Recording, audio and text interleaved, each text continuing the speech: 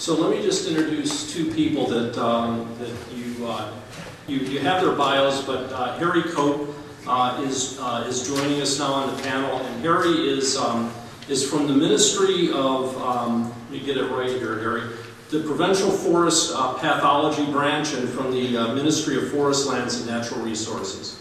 So we're delighted that he's here to join us today. He came over from Victoria and has worked closely with the Hamlin team on their project, and we'll be able to shed some light on that. And Patrick Tang, as I said before, is the co-PI on the watershed project, and is again, as Judy has explained, a kind of more the technical expert on of the group, but again is well versed on the entire project. So maybe what I'll do is maybe I'll just open it up for questions first. Are there any burning questions for anybody from the audience? Yes. I actually have a question for Judy about your work. I'm thinking of situations where there might be multiple pollution sources, and maybe the same sources coming from multiple places. Or are you envisioning sometime taking a quantitative approach, or to determine how far away these sources are to be able to start to identify? I'm thinking specifically of like fossil fuel type contaminants and stuff, to be able to identify distance from the source. So traditionally what microbial source tracking inventories do, using primitive tools, is they do a sanitary survey. So someone managing a watershed is able to map what activities are going on. So, but if you had the faster, more accurate tools and could profile, you would certainly be able to identify sources of different things. So we've been focusing on fecal contamination, but as the slide shows, the patterns and profiles that we are about to analyze will probably be very complex and will probably show a lot more than fecal pollution. So I think the opportunity is certainly there, and the context would be in terms of a sanitary survey. Maybe I'll just ask the next question. And here, I'd like to direct this to you. So, you know, one of the things I think that as these projects mature and they go along and they become more translational and they start to have applications, they're working either with provincial or federal branches of governments that are the end user. One of the things that the groups have to grapple with is when do they bring in, when do they reach out to you? When do they reach out to the regulators? When do they start actually bundling this package and actually start looking at it as if it's going to be received and maybe have a policy implication in forestry or in the watershed project? What is your advice to this group, just in terms of, you know, who should they bring in and when should they do that? And because I think a lot of our groups right now are right at that cusp where they're starting to see the application and they're starting to be able to see it quite vividly. But yet, and they know there are regulatory or policy implications, but they're just not quite sure how to go that next step. What advice would you have for our group? Great question.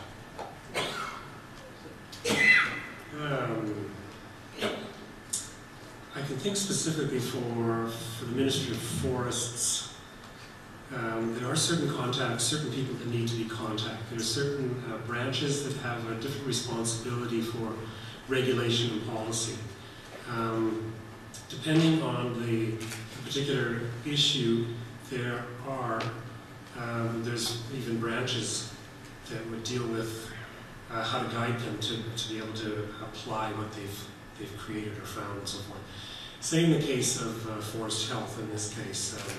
There are policy and regulations in place already, and if the laboratory does come up with a particular method, a detection tool and so forth that can help with a particular pathogen that we do not want to have to come into BC and so forth, we need to know how they worked on it, what they've decided, how they've decided to use it, and how we can help them make application.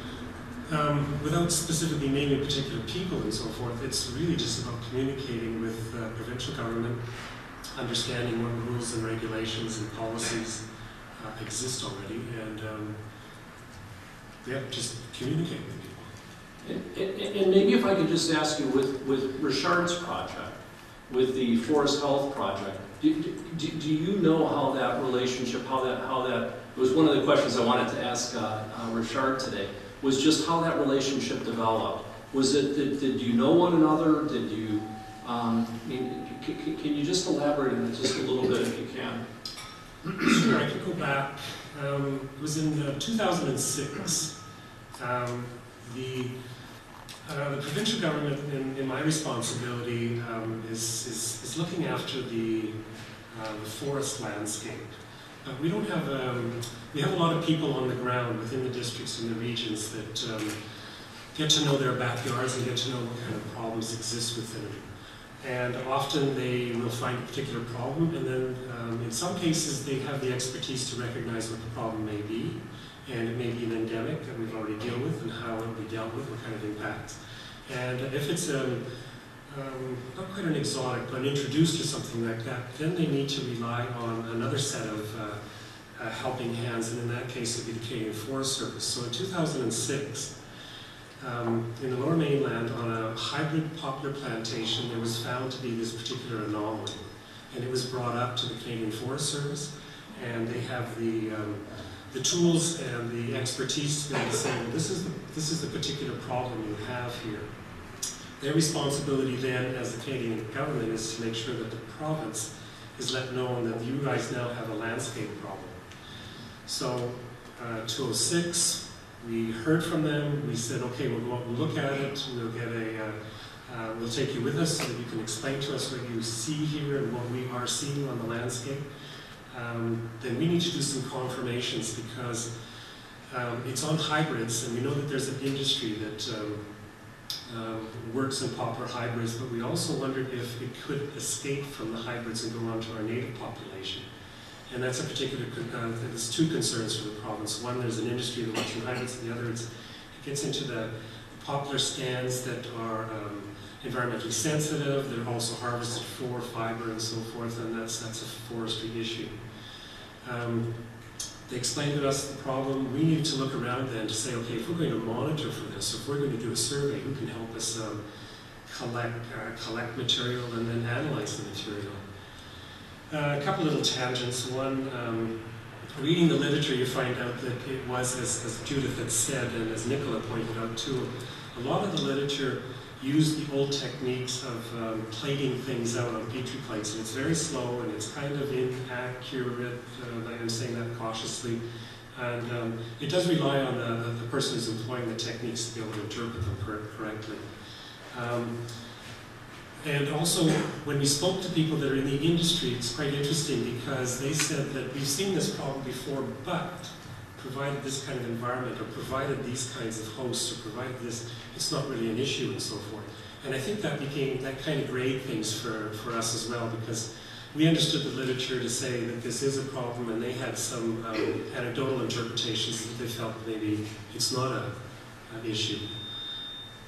I know the forest pathology community across Canada.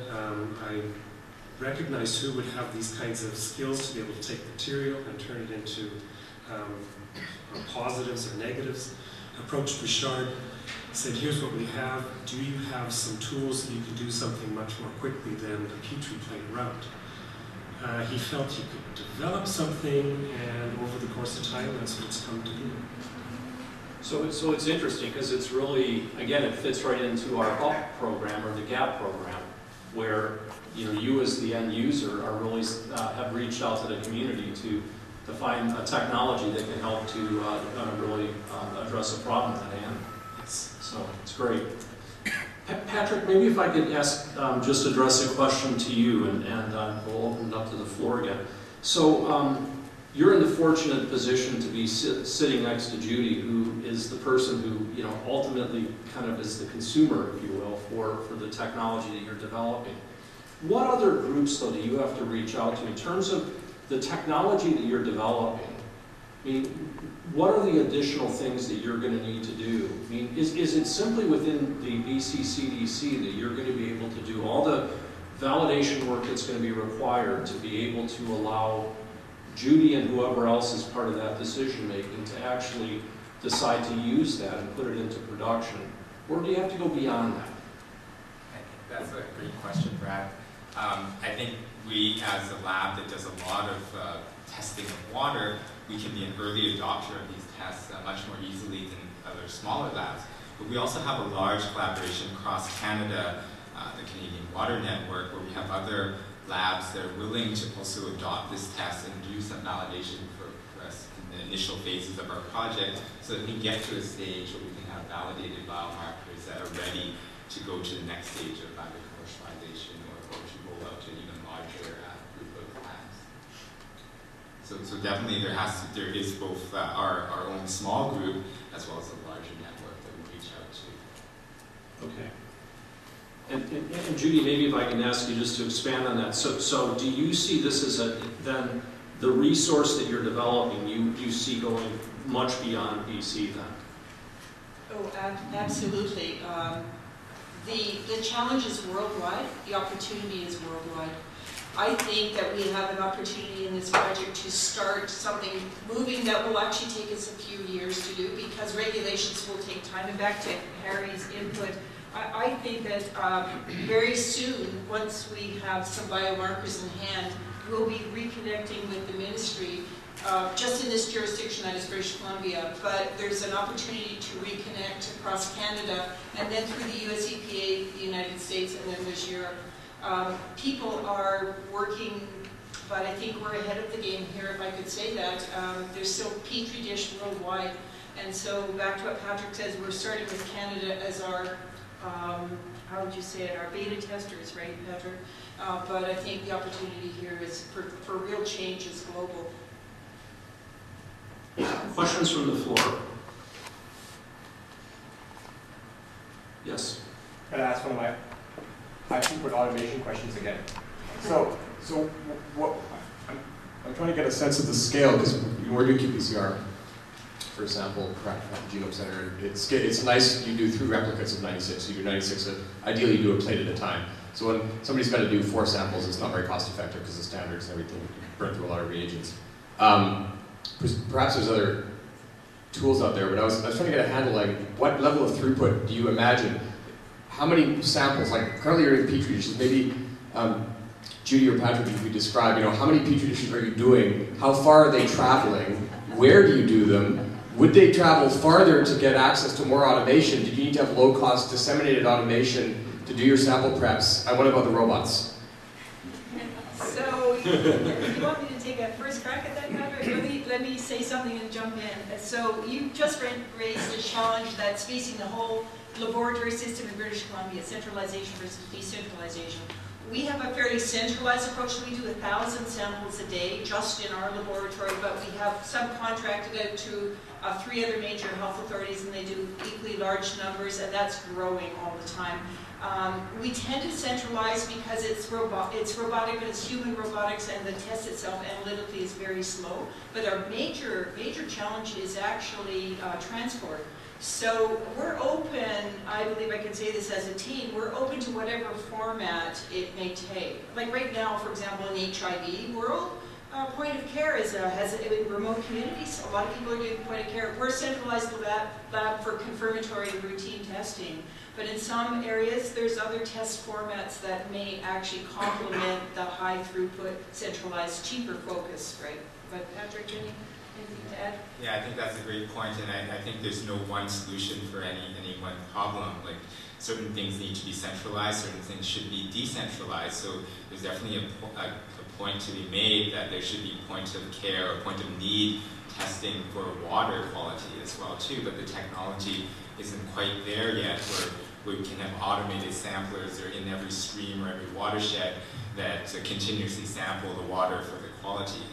In terms of being able to measure all the markers that we want to measure, they definitely can do some simple measures in continuous time, but not for everything that we need. So there has to be some level of centralization at this point But as technology improves and different things become available, then the paradigm could shift so that there's more decentralization, and where it would make more sense to not ship, you know, thousands of liters of water to our lab every day. Instead, it would be done at each watershed or each stream.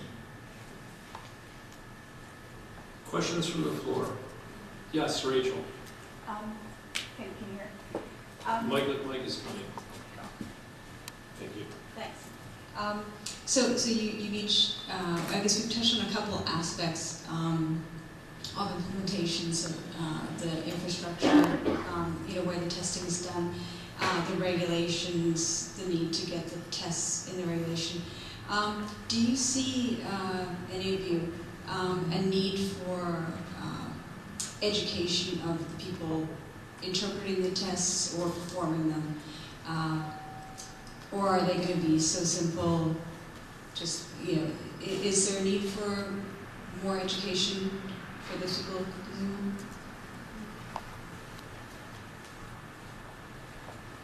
Well, I think that's, even with the current tests that we have, the culture-based tests, there's already a lack of understanding from some of the survey we've done with the stakeholders. They don't really, some people don't even doing the tests don't understand why they're doing those tests or what those tests actually mean. So I think there's definitely a need for education right now, and if we were to roll out new technology and new methodologies for testing, there again will have to be a lot of education in terms of how to do these tests and what do they actually mean.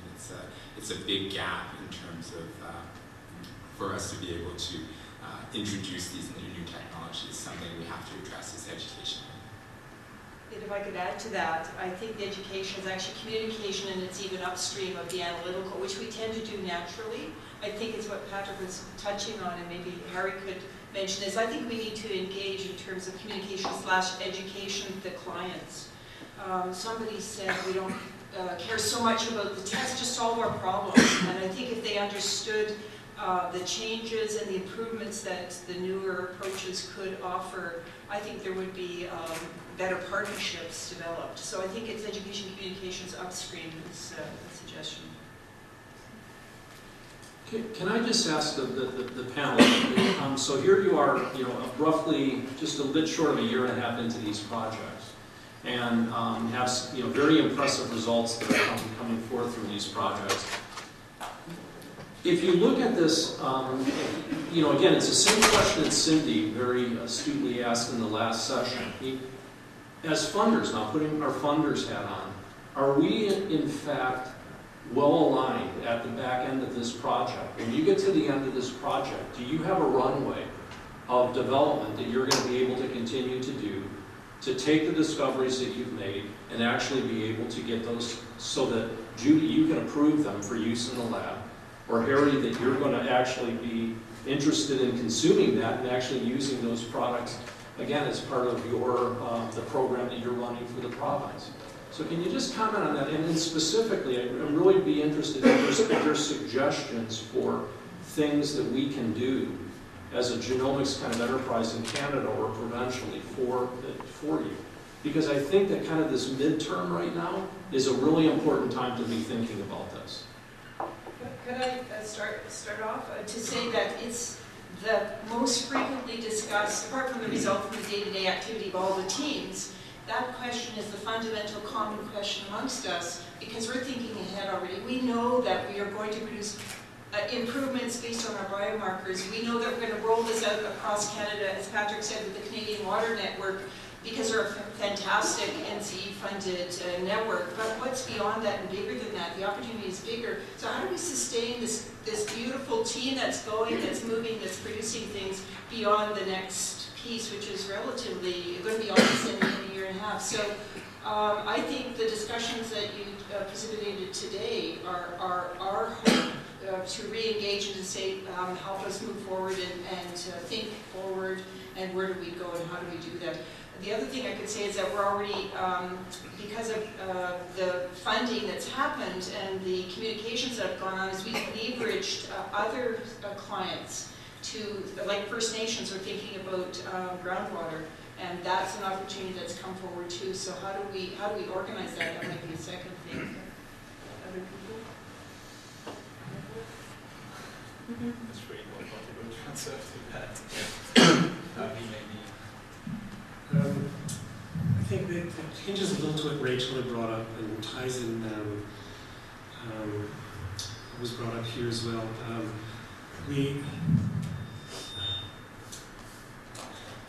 It's an old tool that's being used to help right now diagnose for forest health.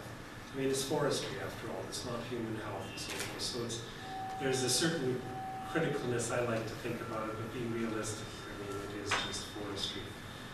We're losing a lot of expertise in the area of someone being able to use a Petri plate or being able to diagnose by eye and so forth. And so something like a tool that a lot of laboratories are now making their students familiar with is going to go a long ways to having that kind of student to be able to take that tool and be able to interpret the results. That's what we need. There are a lot of different pathogens that are expected to come in, or insects expected to come into the country from other parts of the world because of trade and climate and so forth. And we need to have some way of being able to detect, some way of being able to do it very quickly and accurately as well, because a lot of things hinge on it. The cost of trade, the cost to internal trade because of a particular pest shows up and so forth. We don't have that expertise anymore. Those people have since retired or are retiring soon. This kind of level of tool, this tool, that the simplicity of it should be there, and it also should be very cost effective, and it should be easily repeatable. And these are the kinds of things that we're asking from it. And I think we're impressing that on Richard and his lab to create this for us. We work with some examples of pathogens, in this case, that do provide that. But there's a larger suite of them still to come, and so over the years we hope to be able to say, can you look into this particular problem? Can you look into this particular problem? And I hope I'm hoping it comes to be. So far it is. So far it's worked out really quite well. I think it's a great example of how it's working. So it's obviously been a great relationship that's been formed in the Forest Health Project. CFIA is part of this. I mean, it's quite fascinating, so it's great. Are there any other questions from the floor? Yes? That's sort of a technical question. It probably relates to a lot of these basic ideas of surveying and monitoring, but I'm specifically interested in the forestry project, and that's getting representative samples, and especially if you're looking for how basically my specific question is, Nicolas, how do you sample asymptomatic trees? How do you ensure that you're going to detect the DNA that you're interested in finding if you don't have other clues as to its presence? Yeah, this is a specific point of the project that I didn't present in the talk. And so you talk about we get a leaf from a tree, from a poplar tree, asymptomatic, but you think there is something on and something exotic, for example, and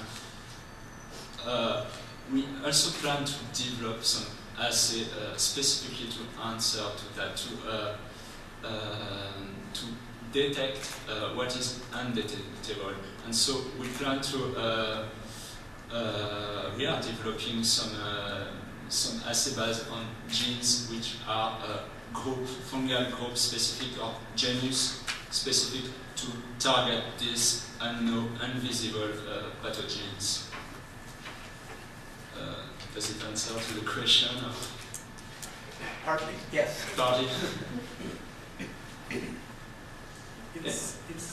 It really isn't that straightforward or simple, because you are looking at an organism huge and you're making a small subsample from it, and you're hoping to be able to, or if the organism's used, there's many of them in the room that you need to be subsampling from, and it's all asymptomatic, and you want to be able to detect if it's present or not. And there has to be a certain reliance on statistics saying that if we sample and we have this subsample and we show up, then that's going to be our result for it. There's just no way that all pieces can be sampled properly and so forth. Okay? We've run into this problem often, and I don't quite have a better answer than that. There is some reliable statistics saying you can subsample to a certain point, and then confident in the results. Well, thank you all very much, and please join me in thanking this.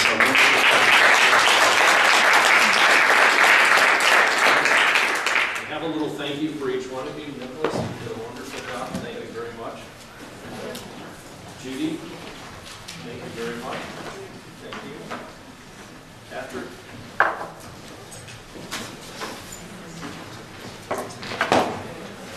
Cover the thermal mark. And Harry.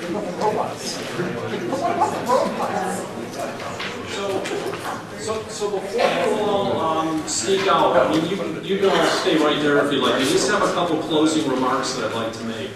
And so first of all, you know, I think that these events are complex to put together. Let me just put it that way. And all of you that have participated in putting something like this together realize that there's a lot that goes into this.